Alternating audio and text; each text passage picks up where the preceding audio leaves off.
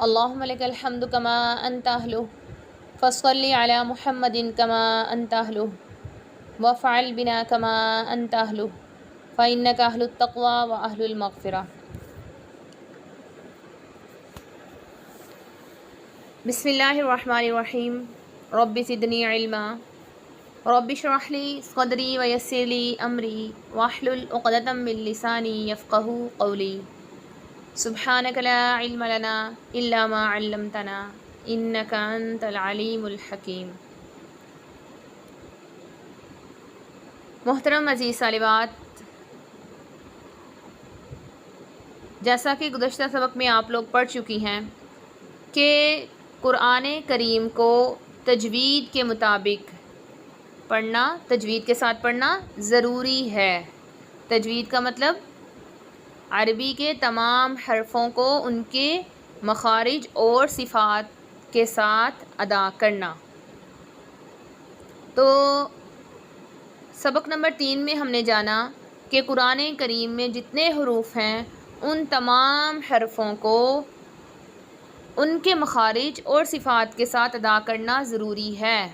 اتنا ضروری ہے کہ قرآن کریم میں بھی اس کے متعلق آیا ہے اور حدیث مبارکہ میں بھی۔ حدیث مبارکہ میں یہی آتا ہے نا کہ اللہ کو یہی پسند ہے کہ جیسے قرآن کریم اتارا گیا ویسے ہی پڑھا جائے۔ تو عزیز سامعات، عزیز طالبات، ہم کیوں قرآن کریم کی تلاوت کرتے ہیں؟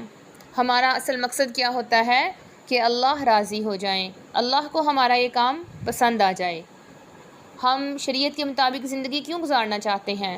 اس لیے کہ ہمارا انجام اچھا ہو جائے اور ہم اللہ کو پسند آ جائیں، اللہ ہم سے راضی ہو جائے۔ تو اس بات کو ہم نے کل اچھے سے سمجھ لیا کہ قرآن کریم کو تجوید کے ساتھ پڑھنا ضروری ہے۔ اب ہم یہ پڑھیں گے کہ اگر کوئی شخص تجوید کے ساتھ نہ پڑھے تو اس کا کیا حکم ہے۔ ضروری کو تو ہم نے سمجھ لیا، حدیث اور آیت سے بھی ہمیں اس کی اہمیت کا اندازہ ہو گیا ہے، لیکن اگر کوئی اس کو نہیں پڑھتا تو اس کا کیا حکم ہے؟ تو چوتھے سبق میں اسی کے متعلق بتایا جا رہا ہے غلط پڑھنے کا حکم۔ سوال: تجوید کے خلاف قرآن پڑھنا کیسا ہے؟ جواب: موٹی اور نمایاں غلطی کو لحن جلی اور معمولی غلطی کو لحن خفی کہتے ہیں۔ لحن جلی حرام ہے اور لحن خفی مکروہ۔ عزیز طالبات، آپ نے جب سبق سنانا ہے تو لحن جلی نہیں کہنا، لحن ہی کہنا ہے، لحن۔ ابھی سے ہم اس کی کوشش کریں گے کہ حروف کی ادائیگی درست ہو، تب ہی آگے قرآن کریم میں ہم بہتر انداز میں سیکھ سکیں گے۔ موٹی اور نمایاں یعنی جو غلطی فوراً محسوس ہو جاتی ہے اور آگے اس کی مثالیں بھی آئیں گی، ان کو لحن جلی کہتے ہیں اور یہ حرام ہے۔ تو اگر آپ میں سے کسی سے کہا جائے کہ شراب پی لو یا مردار کا گوشت کھا لو تو آپ کبھی بھی نہیں کھائیں گی۔ انتہائی مجبوری میں بھی آپ لوگوں کی کوشش یہی ہوگی کہ ہم پیاسے رہ لیں، بھوکے رہ لیں، لیکن ہم اس کو نہ کھائیں، نہ پئیں۔ تو عزیز سامعات، حرام کا حکم ایسے ہی ہے کہ ہم مجبوری میں بھی نہیں چاہتے کہ ہم اس کو کریں۔ تو سوچئے کہ جب قرآن کریم کو پڑھتے ہوئے ہم غلطی کر جاتے ہیں تو کتنا بڑا غلط کام کر جاتے ہیں، حرام کام کر جاتے ہیں، صرف اپنی کوشش اور محنت کو نہ کرنے کی وجہ سے اور تجوید کو نہ سیکھنے کی وجہ سے۔ تو آج سے ارادہ کریں کہ انشاءاللہ قرآن کریم کی تلاوت میں لحن جلی سے بچیں گے، بلکہ لحن خفی سے بھی بچیں گے، اور لحن خفی مکروہ ہے۔ اب سوال کہ ٹھیک ہے، یہ تو معلوم ہو گیا کہ لحن جلی حرام ہے، لیکن لحن جلی ہے کیا؟ جواب: لحن جلی 4 طرح کی غلطیاں کہلاتی ہیں، یعنی اگر کوئی شخص 4 قسم کی غلطیوں میں سے کوئی ایک کرے تو کہا جائے گا کہ یہ تلاوت میں لحن جلی کر رہا ہے، جو کہ کیا ہے؟ حرام۔ نمبر 1، ایک حرف کا دوسرے سے بدل جانا۔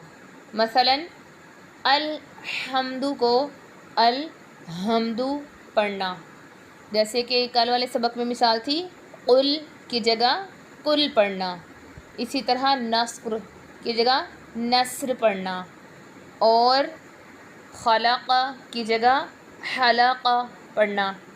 تو آپ نے اس کی تین مثالیں سنانی ہیں جب آپ سبق سنائیں گی۔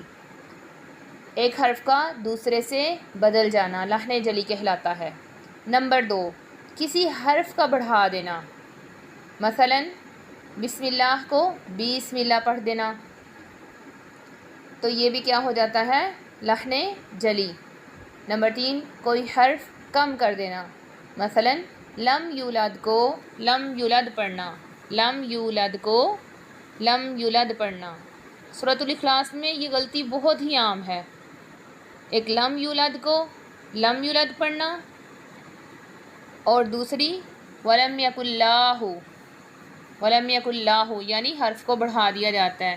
ولم یکن لہ کو اکثر میں نے سنا ہے کہ پڑھتے ہیں ولم یکن لہ کفوا احد، تو ان غلطیوں سے ہم نے محفوظ رہنا ہے۔ نمبر 4، حرکات و سکنات میں کوئی سی بھی غلطی، جیسے الحمد کو الحمد پڑھنا۔ حرکات کہتے ہیں زبر، زیر، پیش، کھڑی زبر، کھڑی زیر، الٹا پیش، شاد مد، یہ سب حرکات میں آ جاتی ہیں، اور سکنات کا مطلب ہے جزم، سکون۔ اب یہاں پہ دیکھیں الحمد اور الحمد میں کیا غلطی ہے کہ لام ساکن ہے، الحمد میں لام ساکن ہے، اس کو کیا کیا ہے؟ الحمد، لام کو زبر دے دیا ہے تو کیا بن گیا؟ الحمد۔ سوال، لحن خفی کیا ہوتی ہے؟ جواب، صفات عارضہ کی غلطی کو لحن خفی کہتے ہیں، مثلا ربنا میں را باریک پڑھی، تو انشاءاللہ اس کا بیان آپ آگے پڑھیں گی جہاں مخارج کے بعد صفات کا ذکر آئے گا۔ تو چند صفات ایسی ہیں جو کہ لازمہ ہیں اور کچھ صفات عارضہ ہیں، تو اگر صفات عارضہ میں غلطی ہو جاتی ہے تو یہ لحن خفی کہلاتی ہے، اگر صفات لازمہ میں ہوگی تو وہ لحن جلی ہی ہوگی، اور وہ آپ سمجھ لے گی کہ صفات لازمہ کو ادا نہ کرنے کی وجہ سے بعض دفعہ ایک حرف سے دوسرا حرف بن جاتا ہے جو کہ لحن جلی ہے۔ امید ہے عزیز سامعات، عزیز طالبات، کہ آپ کو آج کے سبق کی اچھے سے سمجھ آ گئی ہوگی۔ آپ نے لحن جلی کی چاروں اقسام میں سے تین قسمیں سبق سناتے وقت تین مثالیں مجھے دینی ہیں، تین مثالیں آپ نے ہر قسم کی بتانی ہیں، وہ چاہے قرآن کریم میں سے ہوں یا کسی دوسری عربی کتاب سے۔ بس آپ نے مثال مجھے دینی ہے کہ اصل حرف ایسے ہے، اور جب ہم اس کو بڑھا دیں گے تو یہ صورت بن جائے گی جو کہ لحن جلی کہلاتی ہے۔ سبحان ربک رب العزت عما یصفون وسلام علی المرسلین والحمد للہ رب العالمین۔ آج کے سبق کا اختتام ہوا۔